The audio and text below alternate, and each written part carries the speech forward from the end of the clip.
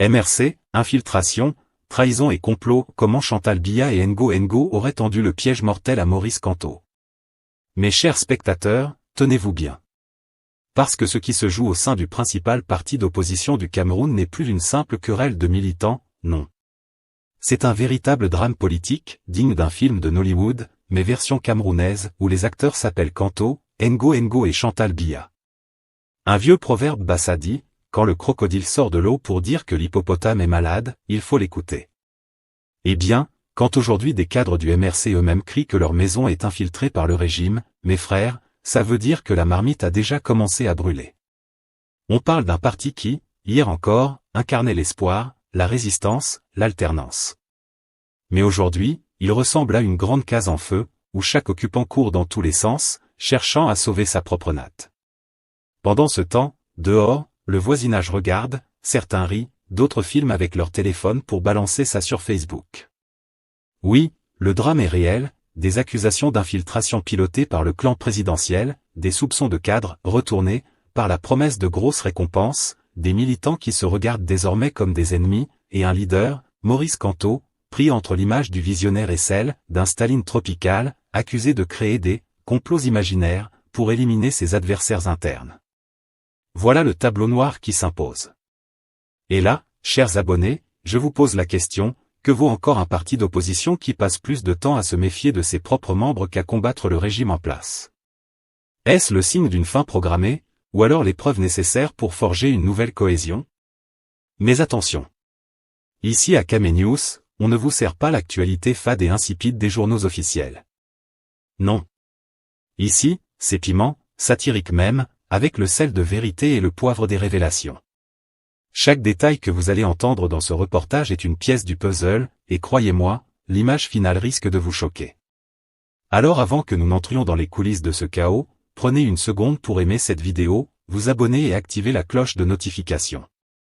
Car sur Kame News, nous sommes la meilleure source d'actualité politique camerounaise, celle qu'on vous cache, celle qu'on vous déforme ailleurs, mais que nous vous servons sans filtre.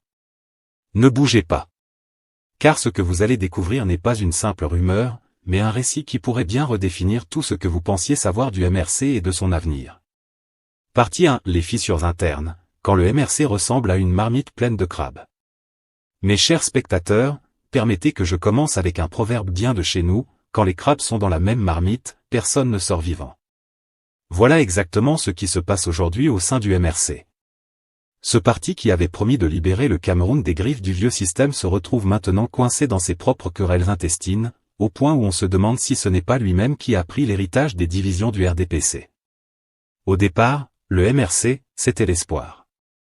On voyait des foules en liesse, des militants galvanisés, des jeunes qui rêvaient d'alternance. On parlait d'un parti discipliné, structuré, où les décisions venaient d'un seul cerveau, celui du professeur Maurice Kamto. Mais avec le temps, comme dans toute grande famille africaine, les jalousies, les frustrations et les rancunes se sont installées. Chacun veut être calife à la place du calife, chacun pense que c'est lui qui doit être au devant de la scène. Prenons seulement les cadres du parti. Les uns accusent les autres de monopoliser la lumière. Certains disent que Kamto ne délègue pas, que tout doit passer par lui.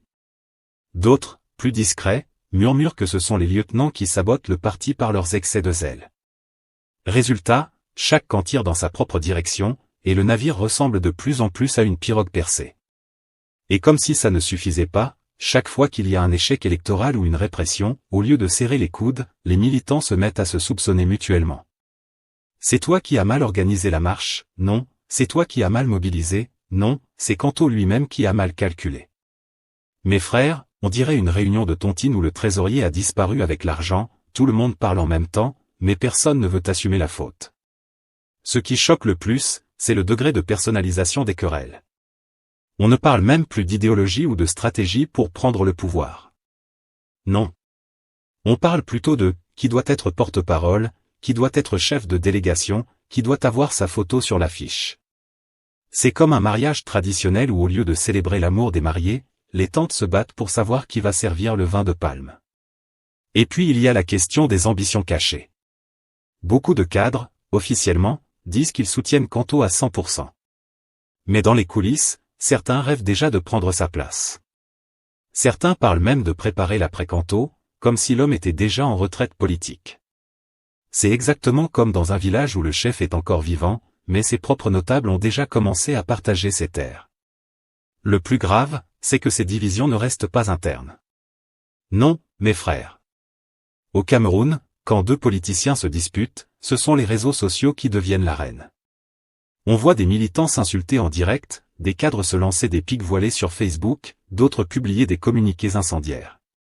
Bref, le linge sale qui devait être lavé dans la maison est désormais étalé au soleil, et tout le voisinage regarde. Et vous savez bien que quand un parti montre ses fissures en public, le peuple commence à douter. Car le Camerounais est déjà traumatisé par 40 ans de division interne au RDPC. Si le MRC, qui prétend être l'alternative, se met aussi à se déchirer comme des enfants autour d'un plat de ndolé, comment voulez-vous que le peuple lui fasse confiance pour gérer un pays entier? Mais attention, ne riez pas trop vite. Derrière ces querelles, il y a un problème plus profond, le manque de démocratie interne. Et oui. Le MRC, malgré son discours de modernité, n'a pas encore trouvé la formule magique pour équilibrer autorité et liberté. Trop d'autorité, on accuse le leader d'être dictateur. Trop de liberté, et chacun fait ce qu'il veut. Résultat, un désordre organisé, où chacun croit avoir raison. Voilà donc où nous en sommes, un parti qui devait incarner l'unité et l'alternance se transforme peu à peu en champ de bataille interne, où chaque cadre se croit général. Et vous savez ce qu'on dit, quand il y a trop de généraux et pas assez de soldats, la guerre est perdue d'avance. Partie 2 le spectre de l'infiltration, quand le poisson pourrit toujours par la tête. Mes chers téléspectateurs, asseyez-vous bien, accrochez vos ceintures et tenez vos verres d'eau, parce qu'on va parler d'un sujet qui fait trembler les murs du MRC, l'infiltration. Oui, l'infiltration.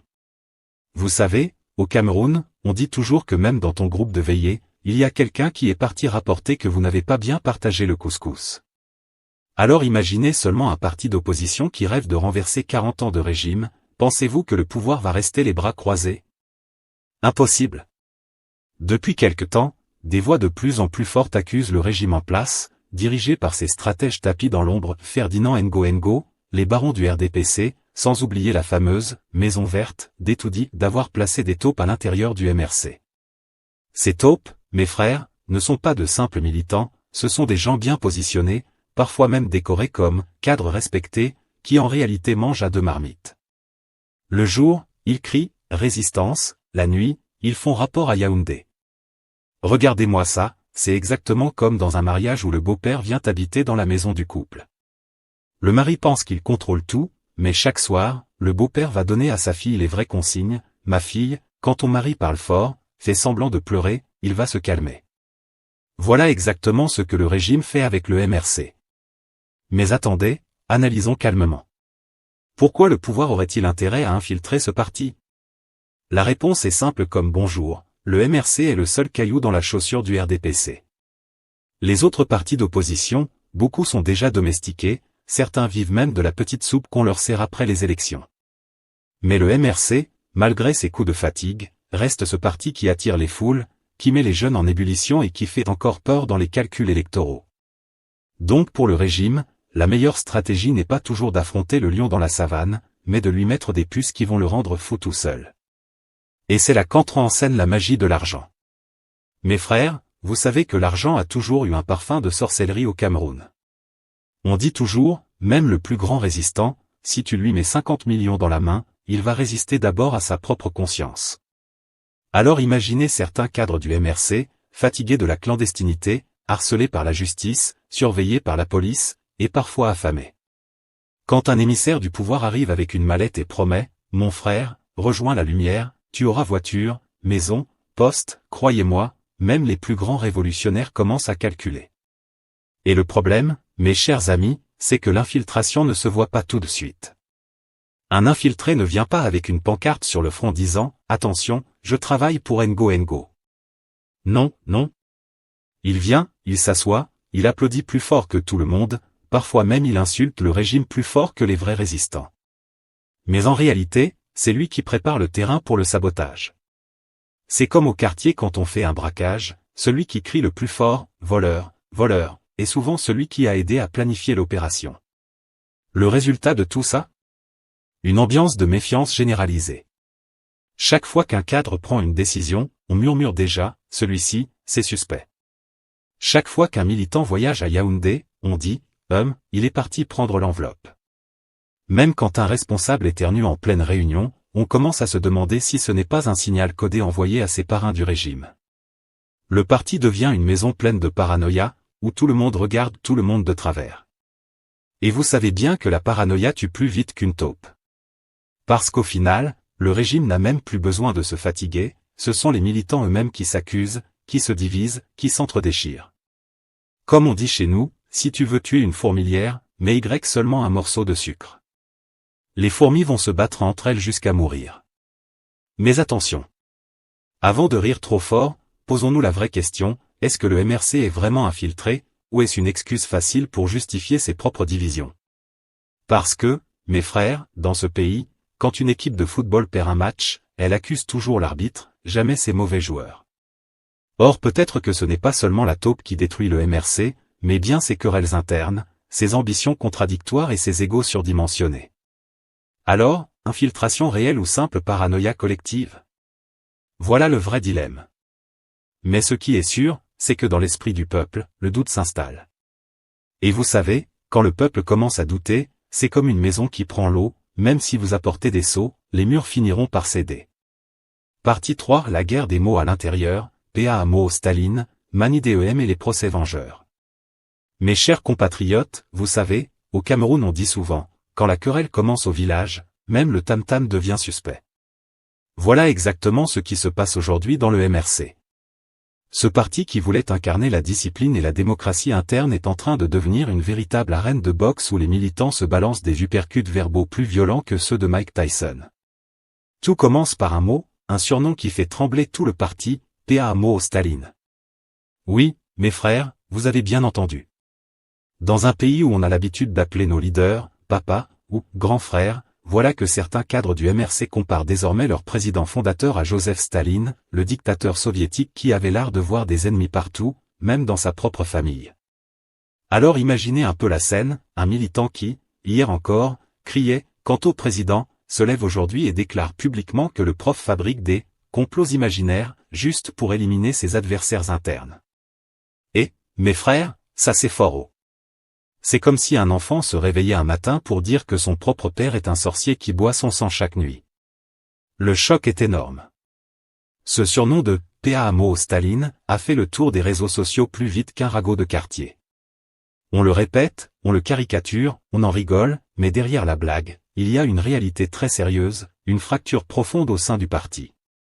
Parce qu'accuser son leader de fabriquer des complots, c'est dire en réalité que la maison est en train de brûler et que le chef lui-même tient une allumette dans la main. Et comme si cela ne suffisait pas, le fantôme du mariage MANI-DEM revient hanter le parti. Ah, ce fameux mariage politique qui aura duré à peine 4 jours. Oui, 4 jours, mes frères, même pas une semaine. Juste le temps pour que Clément Atangana, président du Conseil constitutionnel, vienne dire le mot magique, irrecevable. Et boum, l'alliance est tombée à l'eau. Vous vous souvenez? C'était présenté comme un coup de maître, une grande coalition historique. Les gens commençaient même déjà à imaginer la photo de famille avec Canto d'un côté, et Kahn de l'autre, tous en costume, serrant les mains comme des beaux-parents le jour de la dot. Mais patatras. À peine signé, l'accord a volé en éclats, laissant un goût amer chez beaucoup de militants. Depuis ce jour, certains parlent du « mariage politique le plus bref de l'histoire de l'humanité ». D'autres disent que ce fut un véritable « désastre conjugal », un mariage arrangé qui n'avait aucune base, juste une union d'intérêts où chacun voulait profiter de l'autre sans véritable amour politique. Résultat, jusqu'aujourd'hui, ce fiasco reste une plaie ouverte. Et c'est là que la guerre des mots devient encore plus féroce. Les partisans de Maurice Canto disent « le prof a tenté une ouverture, c'est normal en politique ». Mais les critiques répliquent « non ». C'était une trahison, un marché de dupes. Dans les débats, on entend des expressions dignes des palabres de marché, déloyauté, trahison, honte, humiliation. Bref, un vocabulaire qui ferait même rougir un vendeur de piment à Mokolo. Le problème, mes chers auditeurs, c'est que cette comparaison avec Staline et cette histoire de mariage raté ne sont pas de simples anecdotes. Elles traduisent une véritable guerre psychologique interne. Au MRC aujourd'hui, chaque geste du leader est scruté, chaque décision est suspectée. Si le prof sourit, certains disent, voilà, il cache quelque chose. S'il fronce les sourcils, d'autres répliquent, attention, il prépare une purge. C'est devenu un climat de suspicion généralisée, comme dans un quartier où chaque voisin pense que l'autre est un sorcier. Et vous savez bien, dans nos quartiers, quand les palabres commencent, même les griots trouvent matière à chanson. Dans le cas du MRC, ce sont les réseaux sociaux qui jouent le rôle des griots modernes. Les uns publient des messages enflammés, les autres font des vidéos satiriques, et au milieu de tout ça, les militants de base sont perdus. Ils ne savent plus s'ils doivent encore crier « résistance » ou bien s'ils doivent commencer à chercher une nouvelle famille politique. Mais attention, il y a un piège. Parce que pendant que les militants s'entre-déchirent et que les leaders se lancent des noms d'oiseaux, le véritable adversaire politique, lui, observe tranquillement. Le régime en place n'a même pas besoin de lever le petit doigt, il suffit d'attendre que le MRC s'autodétruise. Comme on dit chez nous, quand l'ennemi t'offre une corde, ce n'est pas pour décorer ta maison, c'est pour que tu t'étrangles toi-même. Alors, chers spectateurs, la vraie question est simple, le MRC va-t-il réussir à se réconcilier malgré les insultes et les rancunes, ou bien va-t-il se transformer en champ de bataille permanent, où chaque militant passera plus de temps à se battre contre son camarade qu'à affronter le régime. Partie 4 Investiture 2026, poudrière ou planche de salut? À Cameroun. Quand on parle des investitures politiques, c'est comme si on parlait du mariage coutumier chez nous, tout le monde veut s'asseoir devant la marmite, mais personne ne veut contribuer pour le cabri. Voilà exactement où se trouve le MRC aujourd'hui.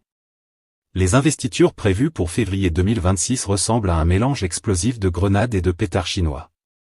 D'un côté, vous avez les militants historiques, ceux-là qui chantent « Résistance » depuis 2012, qui ont marché sous le soleil, sous la pluie, même sous les lacrymogènes, croyant fermement qu'un jour leur fidélité allait être récompensée. Ils se disent, 13 ans de sacrifice, 13 ans de souffrance, 13 ans de prison pour certains, ça doit bien donner droit à quelque chose, non? Pour eux, ces investitures doivent être comme une dot traditionnelle, la récompense de leur loyauté.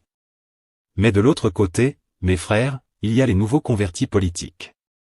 Eux, c'est un peu comme des voisins qui ont vu que votre famille tuait les cabris tous les week-ends, et ils se sont dit, ah, là-bas il y a la viande, allons-y aussi.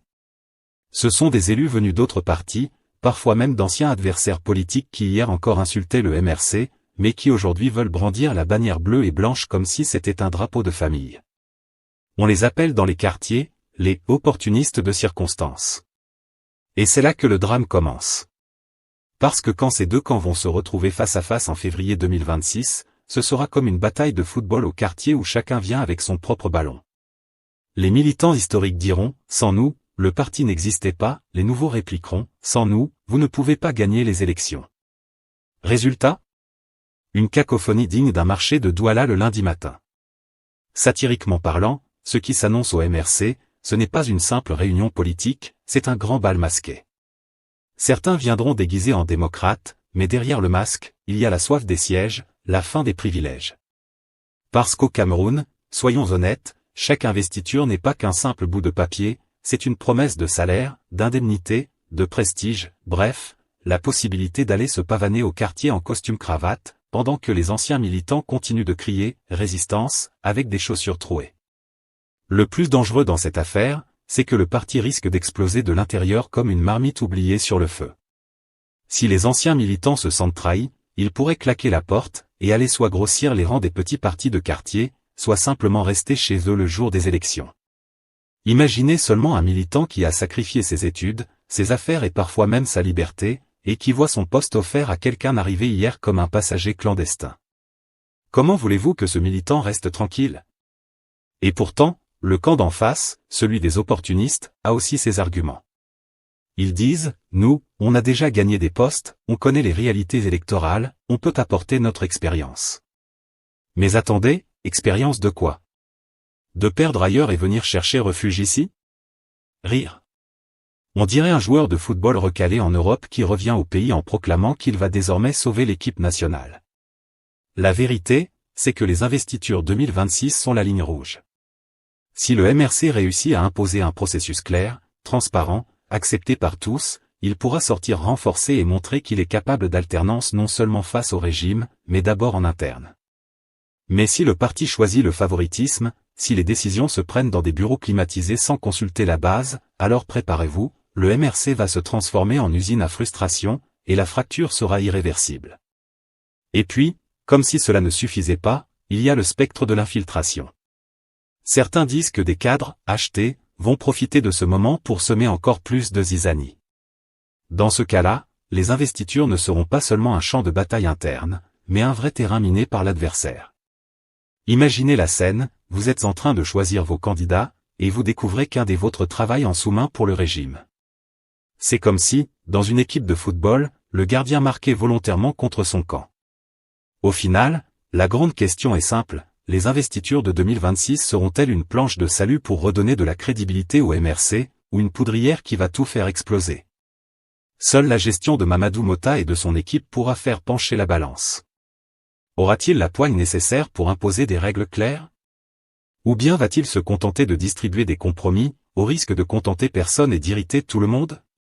Ce qui est sûr, mes chers spectateurs, c'est qu'en février 2026, il faudra ouvrir vos oreilles, parce que le bruit des investitures du MRC risque d'être plus fort que celui de toutes les casseroles de nos mamans réunies le jour du marché. Conclusion, clôture marquante et appel à l'engagement. Le MRC est aujourd'hui à un carrefour, réconciliation ou implosion, maturité politique ou répéter les mêmes erreurs en boucle. Le parti qui veut prétendre à l'alternance ne peut pas se permettre d'être une maison qui s'écroule de l'intérieur.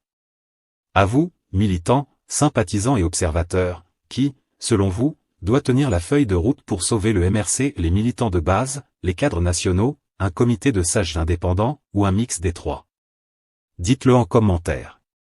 Si vous voulez d'autres enquêtes fines, sans langue de bois mais avec des preuves et des vérifications, abonnez-vous à Kamenews, likez la vidéo, et partagez pour que le débat ne reste pas un monologue entre restaurateurs politiques. Racontez-nous, quel scénario vous fait le plus peur, la recomposition ou la disparition politique du MRC? Commentez ci-dessous. Note sur la vérification et source principale. Résultats et décisions du Conseil national, 6 septembre 2025, et compte rendu public. Rejet de la candidature de Maurice Kamto par Elecam, recours au Conseil constitutionnel, contexte électoral 2025. Accusation d'infiltration relayée sur réseaux sociaux et par sources proches du dossier, mention du rôle de proche de la présidence. Ces éléments sont encore en cours de vérification indépendante. Réaction interne, posture de Mamadou Mota et appel à l'unité de cadre modéré après le Conseil national.